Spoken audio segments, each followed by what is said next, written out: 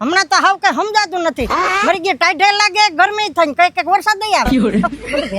અરે આ મૂળજી એ મંજીભાઈ હું કે અરે આ જોના ગધડીનું કઈક વરસાદ આવે ને ગરમી થાય કઈ સમજાતું નથી ઋતુમાં હાવ. વાત સહી એ મૂંગી મૂળજી આવ્યો સા મેલજે. એ આ મૂકી દો હો હમણાં. હું કેતો મૂળજી ભાઈ એટલે રાખે આઈને કરે બધું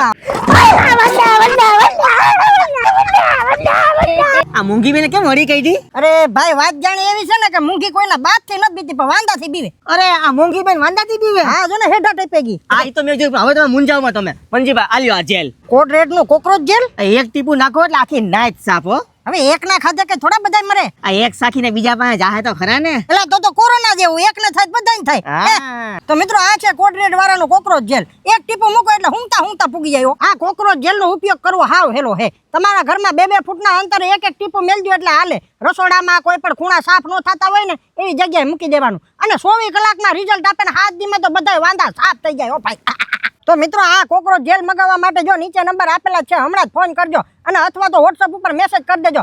આખા ગુજરાતમાં ફ્રી હોમ ડિલિવરી અને આખા ગુજરાતમાં ડિસ્ટ્રીબ્યુટરશીપ પણ આપવાની છે. તો હમણાં જ ફોન કરી દેજો મારા વાલા. કોટ રેડ વાળાનો કોકરોચ જેલ.